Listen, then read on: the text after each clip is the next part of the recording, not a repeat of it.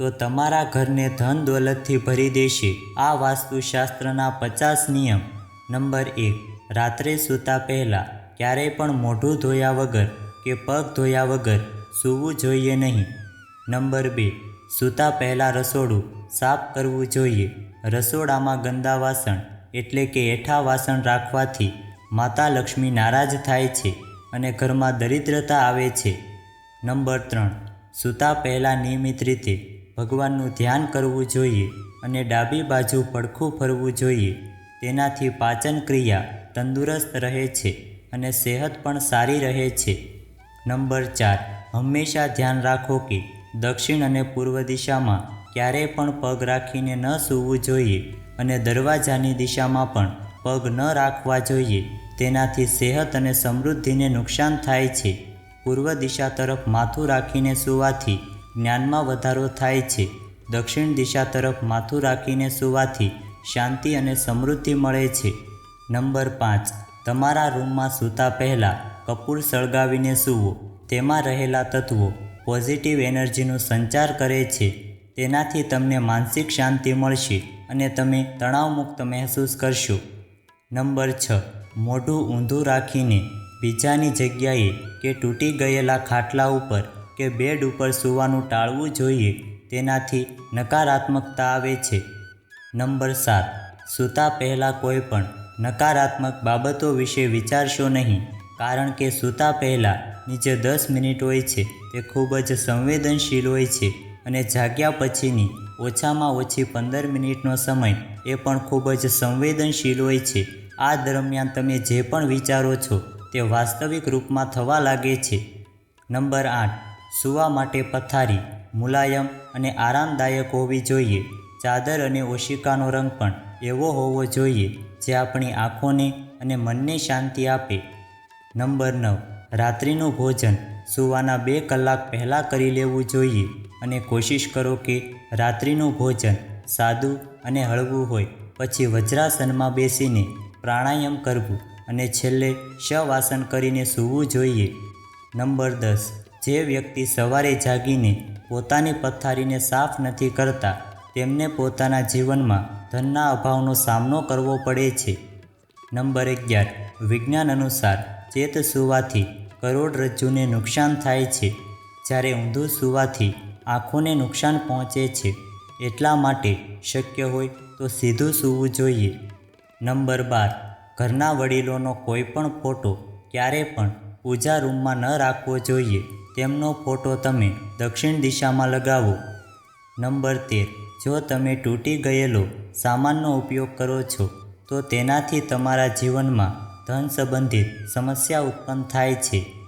Number 14, ઘણા લોકોને આદત હોય છે કે તેઓ સાંજના સમયે સૂવે છે, પરંતુ આ સમયે સૂવું ઉચિત માનવામાં આવતું નથી। તેનાથી માતા લક્ષ્મી તમારાથી નારાજ થઈ જાય છે। નંબર 15, તમારે તમારા ઘરમાં કચરો ન રાખવો જોઈએ।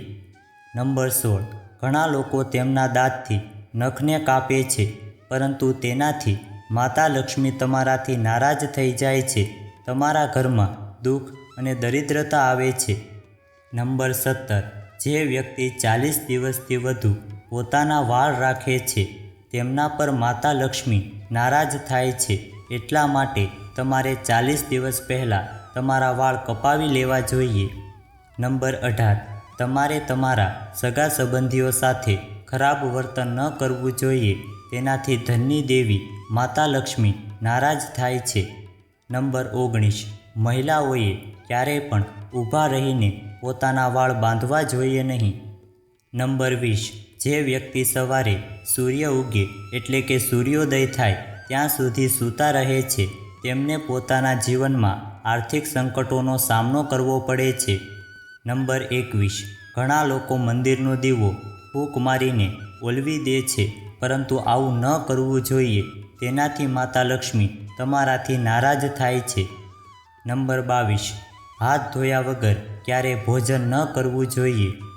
નંબર 23, ભોજન કરતાં પહેલાં ભગવાનનો આભાર જરૂર માનવો જોઈએ, જેના કારણે તમારા ઘરમાં ક્યારેય પણ ધન અને ધાન્ય એટલે કે અનાજની કમી નહીં થાય અને માતા લક્ષ્મી તમારા ઘરમાં વાસ કરે છે. નંબર 24, તમારા ઘરમાં કરોળિયાના જાળા થોડા દિવસે સાફ કરવા જોઈએ. ઘરમાં જાળા હોવાથી માતા લક્ષ્મી નારાજ થાય છે. નંબર 25, રાતના સમયે પીવાનું પાણી ખુલ્લું ન રાખવું જોઈએ. નંબર 26, રાતના સમયે ભૂલથી પણ પોતાના ઘરમાં સાવરણીથી વાળવું જોઈએ નહીં. તેનાથી માતા લક્ષ્મી તમારું ઘર છોડીને ચાલ્યા જાય છે. નંબર 27, તમારા ઘરમાં બૂટ કે ચંપલને ગમે ત્યાં વેરવિખેર કે ઊંધા ચત્તા ન રાખવા જોઈએ. નંબર 28, જો તમે સ્નાન કર્યા વગર ભોજન કરો છો તો તેનાથી માતા લક્ષ્મી તમારાથી નારાજ થાય છે. નંબર 29, ઘણા લોકોને જ્યાં ત્યાં થૂકવાની આદત હોય છે, પરંતુ આ આદતના કારણે તમારે ધનના અભાવનો સામનો કરવો પડે છે. નંબર 30, ખાવાનું પીરસતી વખતે થાળીને એક હાથે ન પકડવી જોઈએ. થાળીને હંમેશા બંને હાથે પકડીને રાખવી જોઈએ. નંબર 31, ઘરના તમામ અરીસા ઉત્તર અથવા તો પૂર્વ દિશાની દિવાલ ઉપર હોવા જોઈએ. દક્ષિણ અને પશ્ચિમ દિશાની દિવાલ પર અરીસો ન લગાવવો જોઈએ. નંબર 32, ખાવાનું ખાતા સમયે ભોજનની થાળીને ક્યારેય પણ જમીન ઉપર ન રાખવી જોઈએ. પોતે પણ સીધા જમીન ઉપર બેસીને ભોજન ગ્રહણ ન કરવું જોઈએ. ભોજન કરતી વખતે આસન પાથરીને બેસવું જોઈએ, તેમજ થાળીને પાટલી ઉપર રાખીને ભોજન ગ્રહણ કરવું જોઈએ.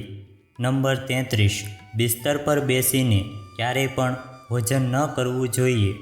નંબર 34, ભોજન કરતા સમયે તમારું મોઢું ભૂલથી પણ દક્ષિણ દિશા તરફ ન હોવું જોઈએ. આ દિશા મૃત્યુના દેવતા યમરાજ અને મૃતકોની માનવામાં આવે છે.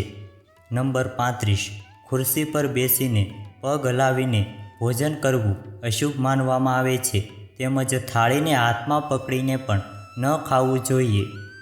નંબર 36, ડાઇનિંગ ટેબલ ક્યારેય ખાલી ન રાખવું જોઈએ. ડાઇનિંગ ટેબલ ઉપર હંમેશા ખાવાની વસ્તુ રાખવાથી બરકત આવે છે.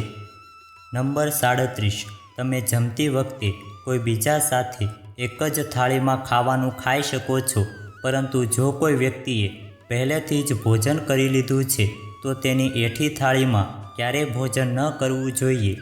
નંબર 38, ભોજન કર્યા પછી એઠી થાળી લઈને લાંબા સમય સુધી ન બેસવું જોઈએ અને એઠા વાસણ પણ લાંબા સમય સુધી ન રાખવા જોઈએ. નંબર 39, ભોજન કર્યા પછી ક્યારેય પણ થાળીમાં હાથ ન ધોવા જોઈએ. નંબર 40, રાતના સમયે રસોડામાં ક્યારેય પણ એઠા વાસણ ન રાખવા જોઈએ. જો તમે કોઈ કારણોસર રાતે એઠા વાસણ નથી ધોઈ શકતા તો તેને રસોડામાં ન રાખો, બહાર રાખવા જોઈએ. નંબર 41, રસોડામાં ફ્રીજ, મિક્સર અને ભારે સામાન દક્ષિણ અને પશ્ચિમ દિશાની દિવાલને અડાડીને રાખવો જોઈએ. નંબર 42, જો તમે તમારા ઘરમાં ડાઇનિંગ ટેબલ રાખવા માંગો છો તો કોશિશ કરો કે ગોળ ન હોવું જોઈએ.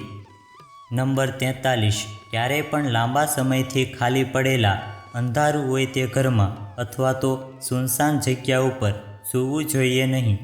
નંબર 44, ઘરમાં તૂટેલી વસ્તુઓ, ખાસ કરીને તૂટી ગયેલો કાચ અને ખરાબ થઈ ગયેલો ઇલેક્ટ્રોનિકનો સામાન બિલકુલ ન રાખવો જોઈએ.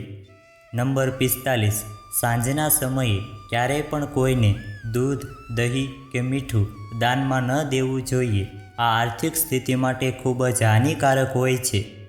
નંબર 46, બિસ્તર ઉપર ક્યારેય પણ ગંદા હાથ પગે ન સૂવું જોઈએ. નંબર 47, વાસ્તુશાસ્ત્ર અનુસાર ઘરમાં કોઈપણ પ્રકારના વાસ્તુ દોષ દૂર કરવા માટે ઘરની છત ઉપર ઉત્તર પૂર્વ દિશામાં 5 તુલસીના છોડ લગાવવા જોઈએ. જો આ કરવામાં તમને કોઈ સમસ્યા આવી રહી હોય તો ઓછામાં ઓછો 1 તુલસીનો છોડ આ દિશામાં જરૂર લગાવવો જોઈએ. તેનાથી ઘરમાં આવતો નકારાત્મક પ્રભાવ ઓછો થાય છે.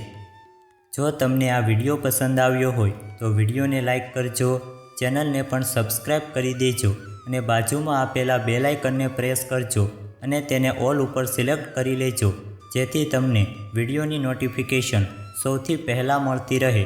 અને કોમેન્ટ બોક્સમાં જય શ્રી રામ, જય માતાજી, જય શ્રી કૃષ્ણ જરૂરથી લખજો. વિડીયોને છેલ્લે સુધી જોવા બદલ આપનો ખૂબ ખૂબ આભાર.